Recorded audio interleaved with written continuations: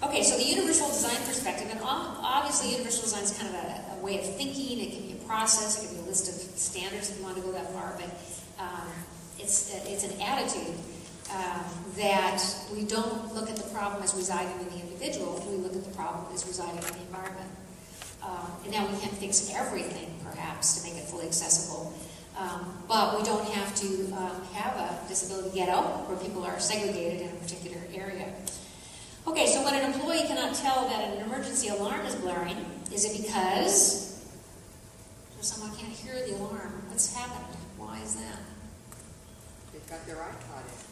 They what? They have their iPod. They have their iPod. There you go.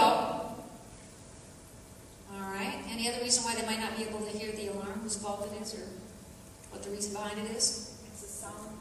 It's an alarm that only makes a sound. Oh, so the alarm. I like the idea. She's talking about the alarm now. She's not talking about the person. The alarm doesn't have an audio output or visual output. I know it was one of those. Yeah, one of those. Okay. It needs to be both. But it needs to be both. Because this guy might have an iPod in his ear too, and so okay. So it could be, often it's, well, she's deaf. She has these special needs. In other words, the problem resides in the person. Whereas other ways to look at it is, first of all, that system designer. What was they thinking? What was that person thinking when he designed an alarm system that didn't have audio and visual output? What was he thinking? Everybody's like me. Yeah, thinking everybody's like me, right? Okay, so they can take some of the blame. And then what was that administrator thinking? You know, why didn't they select an accessible alarm system? So there's some blame there.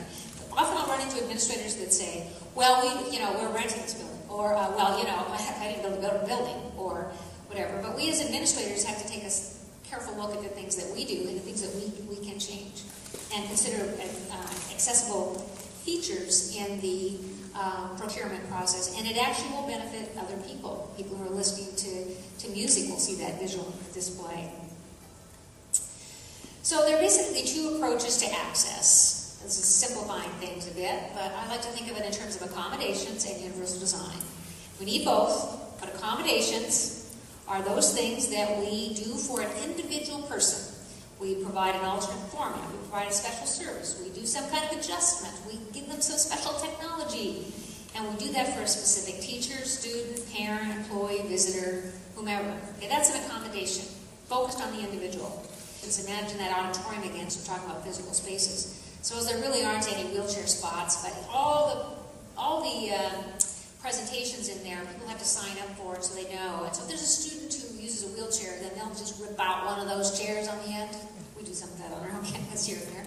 Just take that chair out. No problem, Cheryl. We'll just take that chair out and just unscrew it here, whatever. Well, that's an accommodation for that person.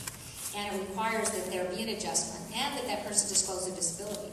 In contrast to providing open spaces in various parts of the facility for a person with a wheelchair or someone with another physical issue to sit. In our own environment in Seattle, we had a stadium where when we go to the baseball games with a group of kids where there happened to be a lot of wheelchair users, we had to sit in one place. There was really only one place in this stadium where there was a place where people used wheelchairs. And we'd go up there and so we would do that. And we were a group, so it didn't really bother us too much. And so when they built the new stadium, they got a lot of feedback from people, even us, that said, well, we should have some options where people with disabilities can sit, physical disabilities can sit with their friends in whatever various parts. So what they did is they did that, but they no longer have the large group area. And so it's a problem still for our group, because there are times when we want to congregate. There is a group of people with wheelchairs. So they kind of took their feedback from people who were complaining and made some, quote, improvements, and then didn't think about the audience that they were currently serving with the older format. It would have been easy for them to have both.